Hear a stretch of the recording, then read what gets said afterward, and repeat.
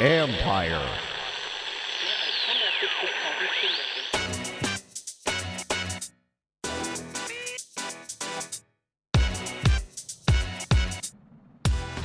And here we are with an emergency podcast episode. Happy to be joined by Kimberley A. Martin of ESPN. Woo woo! What's going on, Mike? How are you? I'm good. So, here's the news. As we know, Dwayne Haskins out in Washington for the time being anyway. Kyle Allen in as a starting quarterback. Alex Smith goes from wearing sweatpants to dressing as the number 2. Dwayne Haskins will just be holding clipboard, I guess. Yeah, that's quite a drop, isn't it? Going from number 1 to number 3 after just 4 games. It's wild to me. What was your reaction to it? I was very surprised because of the fact that Ron Rivera just a couple weeks ago said, I still see this guy as a rookie. He's only played in 10 games. And then the next day he did say the locker room deserves better from their quarterback. He's got to do better. He needed to see growth. And then the end of the week, he praised him for his hard work and everything. And on Sunday, outside of that 4th down where he didn't take a shot to the end zone, he played better. And so then now here we are, boom, after just 4 weeks, the Ron Rivera, Dwayne Haskins experiment is over. And so that's just typical Washington football, though. And here's the problem, though, because this is a franchise that is looking not to be typical. Like they're trying to do this new overhaul. We are not the Washington of old. We've got a new team president. We've got a new head coach. Things are going to be done the right way. And in reaction to this news, what I'm seeing on Twitter is like, I hate this team. Fans are upset because this is same old Washington. This is what we've seen. And, list of all the starting quarterbacks that have come out that have played a game and started for this organization in the last couple of years. It is a very sad list when you look at the quarterbacks Washington has had. My reaction to 30 starting quarterbacks since 1993. Yeah, no, that's not good. And you understand why this franchise is in the state that it's in. But what the news the timing of the news shocked me. But in some respects, you kind of saw it coming. Because number one, when they traded for Kyle Allen, this is a staff that most of the guys came from Carolina, including the OC, Turner. So you knew that they all had experience with Kyle Allen. So Kyle Allen being on the sidelines, to me, always signaled that Haskins was going to not have much wiggle room in 2020. Because the minute he messes up or if he has a couple bad games in a row, you always have that guy that you had in Carolina that you trust who knows the system. And what are we seeing Washington tweet out, a few minutes ago? Shortly after announcing the news, they're tweeting out links about Kyle Allen is familiar with Ron Rivera's system. Yeah. And we get it. We all knew that this is why this kid is here, because he's familiar with this system. The thing that gets me is that 2020 really should be about us as Washington determining, is Dwayne Haskins the long-term answer? And here's a guy who started for 13 head coaches in 13 games. He's played 13 games and he's had 3 different head coaches. Right. That's not a recipe for success. Also, he's drafted 15th overall by a head coach who's on the hot seat who did not want him. Mm-hmm. So you knew that Haskins wasn't going to be a ready-made product. He was going to take work and development. So to me, this move, I think it will stunt his growth. And I think they're doing a disservice to him. While I understand, Ron Rivera may feel like he has to, in this NFC East, which is a sad state of affairs, he might think we've got a roster that can compete if we just change up the QB. Here's a guy who may not have the arm strength, but we don't have to live with some of the mistakes we're going to see. We know what we're getting in Kyle Allen. But that's the thing, is Kyle Allen threw 17 touchdowns and 16 interceptions. He only completed 60% of his passes. He had a QB rating less than what Haskins has right now. And if they wanted to compete, you would not have gotten rid of veterans like Josh Norman and Adrian Peterson, and you would have fortified this roster with veterans so that way you can actually compete instead of being, hey, we're going all young across the board. We're going to take our lumps. We're going to grow together and see what happens. Now, all of a sudden, it's like, oh, yeah, we're in win now mode. When everybody knows this team is not in win now mode because, like, look at the wide receiver position outside of Terry McLaurin. Look at the tight end position. You got a former quarterback trying to be your tight end and Logan Thomas. You outside of your defensive front, there's nothing to write home about this team. Antonio Gibson. Let's not. He had a good flash. Right, he's had some more than one good flash, but I totally get your overall point. I think Washington is trying to do too much. I think it's trying to do multiple things at once. It's trying to build a young team and also win with a young team, but the QB is young. And so we've seen enough from him. He needs to sit down. Now we're going to go with another young QB because at least we know what we're getting with him. I really do think, it's not – here's why I'll challenge the idea that Washington isn't in win now mode, only because I think it's bigger than just football. Mm-hmm. Correct me if I'm wrong here, but this, again, we touched on it earlier. This is a franchise that was in chaos this offseason. Brought in a new team president in Jason Wright. Part of Jason Wright's job is to rebrand this franchise as something we can all respect, fans can get back behind. The glory days, the name might not be the same, but go get back to the root of why everybody loves Washington.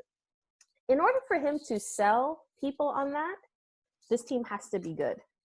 This is a team that needs to rebrand its image, needs you to forget that Dan Snyder owns a team, needs to get a new stadium, needs to, whenever we decide to add fans to the stands, needs to get to fill those seats as soon as COVID decides that we can, go back to quote unquote normal, right? So I think the rebuild and the rebranding of Washington, there's two rebuilds happening at the same time on the business side and organizationally and also on the football field. And I just don't think that Ron Rivera can sit back and say, well, I'm not on the hot seat, so we can just sort of let everything play out and take our lumps. Like, I'm not saying that's the right approach. I'm trying to think of it from his perspective and say, this man might actually think he has a shot to compete in this division, which is why he thinks if we just make a QB switch, that will make everything better. I don't agree with it, but maybe that's what's going on in his head. Yeah, well, I mean, this is the perfect year to experiment and give Dwayne Haskins plenty of time. This was the year they should have put as much around him as possible because you don't have fans in the stands. You don't have to worry about the embarrassment of empty stadium and people, from opposing teams outnumbering your fans. That's why they should have given him time. Now, I get he wants to win. I also get that he has guys in the locker room who want to win. And I did hear that there are some defensive guys who are starting to get a little sour on Haskins. And so Rivera doesn't want to lose those guys. He's a defensive guy. But instead of backing Haskins and being like, look, this is our guy, and pointing to these areas of shortcomings across the board that we all have to do better, he's basically like, okay, Haskins has shortcomings. He didn't take the shot to the end zone. The defense, they want to know that they've got confidence in their offense because they're getting the ball back for them. So he's making the move right here. But, again, what does this kid have to work with? Not a lot. Not a lot. And Not so a lot. I guess if you're the head coach, you're saying, all right, I don't want my cornerback getting, all my defensive guys bailing on me. But those guys haven't been perfect either. Yeah, the shame of it is we talk about Washington trying not to be like the Washington of old. But here's a situation where they're setting the organization up to do just that. When you look at how to ruin a QB, Right. they might. Yay! I don't know. Her debut. Marcella, the pot cake from Turks and Caicos, is making her.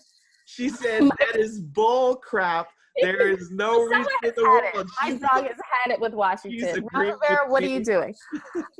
Yeah, you talk about how to ruin a QB, and this is a franchise that you know very well when it comes to QB play and how it develops QBs and how it puts QBs in a situation to succeed or fail. You know what Washington is about. And unfortunately, it's the same old. And, you look around the league, Daniel Jones, Sam Darnold. Darnold came out a year ahead of Haskins, and he does not look good at all. He's got a bad situation around him as well. He's got a bad head coach, a bad roster. But he's also making mistakes. Like, people are ripping Haskins, oh, you can't read a defense. Unfortunately, there are a lot of young QBs who are struggling in that department. Right. You look across NFC East rival and the Giants and Daniel Jones. Yeah, here are the numbers of those two. Okay, Haskins 1-3, 4 touchdowns, 3 interceptions, also a rushing touchdown, so that's 5. 1 fumble, 60.9 completion percentage, 80.3 quarterback rating. He's benched. Daniel Jones 0-4, 2 touchdowns, 5 interceptions, a fumble, 61% completion, 68.3 quarterback rating, and he's still getting time. Yeah, but here's the difference. The Giants, right or wrong, believe right now that Daniel Jones is the guy, and that's how they're operating. Mm-hmm. Dave Gettleman, the GM who drafted, it was like love at first sight when he saw him. As long as Gettleman is there, Daniel Jones is the guy. It is a different scenario in Washington. Nobody who there's a uniform vision between the head coach and the GM and ownership. They all are on the same page in New York. Right. And you're looking at a coaching staff in Washington. They do what Haskins was about. You know what I mean? Like, pre-draft stuff. Like, what if they didn't like him when they were in Carolina? What if they were sort of like, oh, that Haskins kid, and then you take this job and you're sort of like, oh, you're not really sold.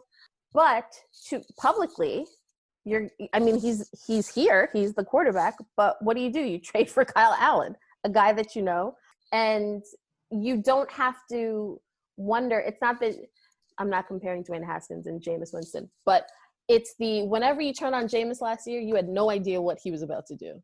Is he going to throw a touchdown or throw it to the other team for a pick six? I think the coaching staff in Washington feels comfortable. It seems like they can live with Kyle Allen may not be that great, may not be, he's not gonna, set the world on fire with his arm. He's not gonna, give you those home run plays where you're like, whoa, now that kid is something special.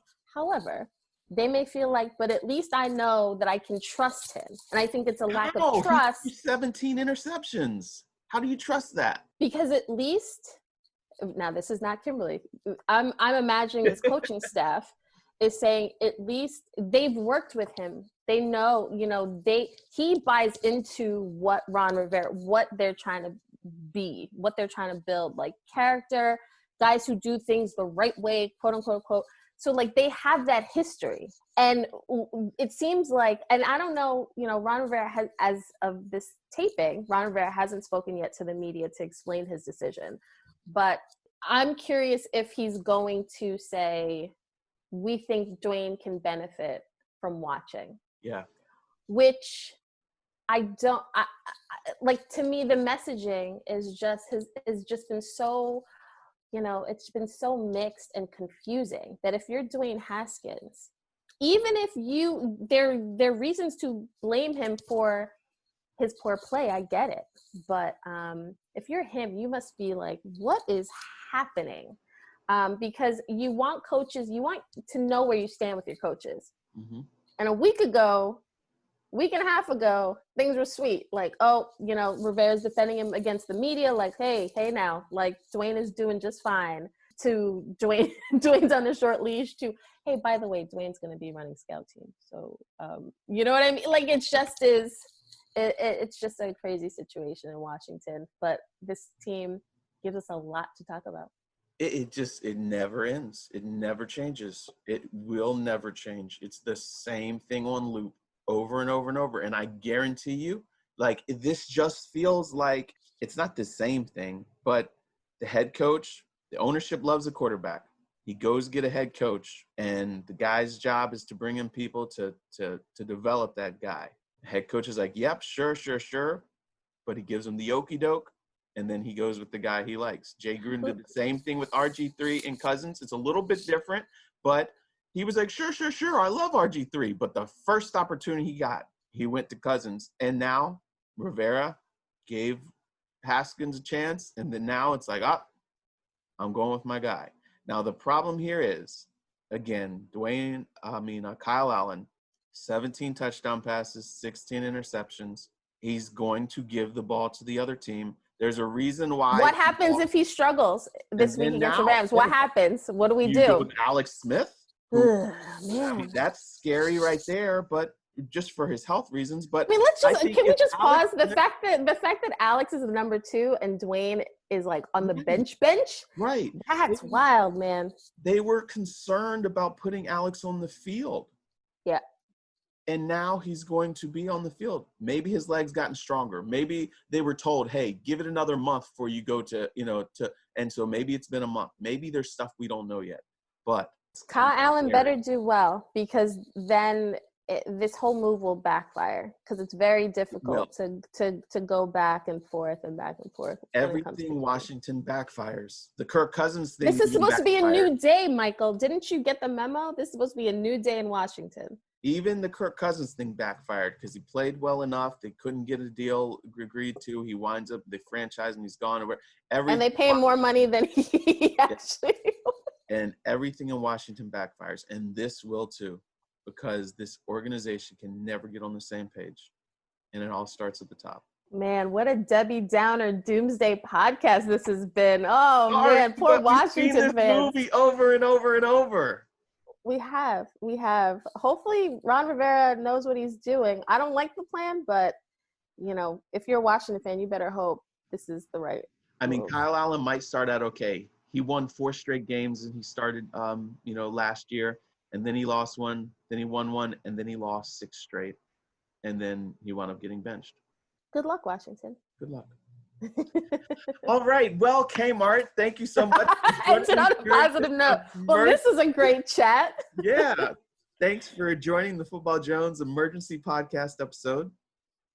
We will appreciate it.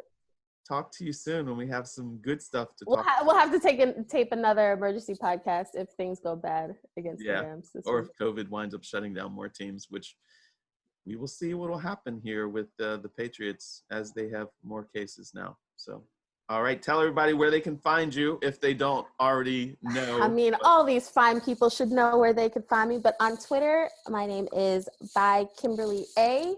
Instagram, Kimberly Martin. And you can see me on ESPN. I'll actually be covering Raiders-Chiefs this weekend. All right. So get some good barbecue. Go to LC's. Do they do for takeout, right? Takeout. Yeah, okay, because COVID. No. COVID. Go get I'm trying to follow. Listen, I'm trying to follow all the protocols because I'm just as valuable as players this season. I can't. Get you some LC's. I know that there's Oklahoma Joe's, there's KC Joe's, and there's a couple other places, but LC's is my favorite one. Go enjoy some barbecue there. You should ask all your guests where they're going. Get the wings there. You should ask all your guests going forward, what game you got? What are you covering? And then you should just give barbecue recommendations. Yeah, that should be like a segment on this podcast, barbecue recs. Exactly. All right. Thanks, Kimmy. I will see ya. Take care.